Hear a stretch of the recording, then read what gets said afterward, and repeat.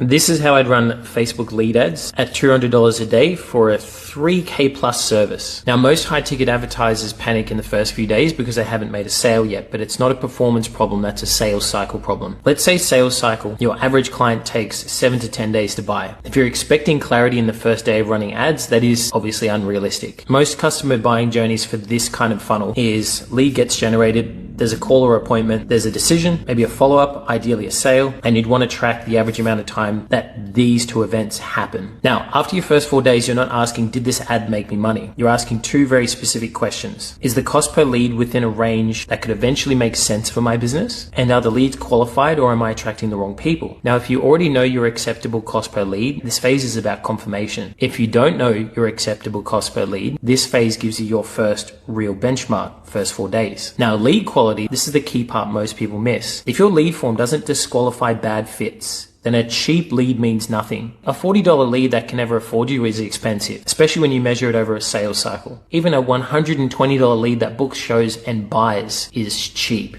especially when there's trust built in the ad. Now we move on to phase 2, the sales cycle window. And let's say for this example, your sales cycle is 10 days. This is where you ask the real question, which ads actually produced sales? Not clicks, not leads, sales. You'll be tracking which of the ads you've tested have generated sales, and is this exercise profitable? Now, a really simple split if you're spending $200 a day. You have enough budget to do this properly. 70% of my budget is spent on proven ads. Once these two phases are locked in and I've got certainty, I'll continue to spend 20% of that daily budget on testing and proving new ads, and I'll spend about 10% on retargeting. This keeps momentum without gambling the whole account. Now, with high ticket services, you don't need 20 winners. You'll probably find you only need like 2 to 4 winners that attract the right person, get them to show up and survive even a longer sales cycle. Now, with this level of $200 a day and a higher ticket service, your job isn't to chase cheap leads. Your job is to buy certainty. Certainty into which ad types work, certainty in which messages attract buyers, and certainty around which ads are building trust in your customers' eyes. If you want, I've made a visual decision tree that shows exactly how to judge ads at $200 a day without killing winners early. Just comment the word framework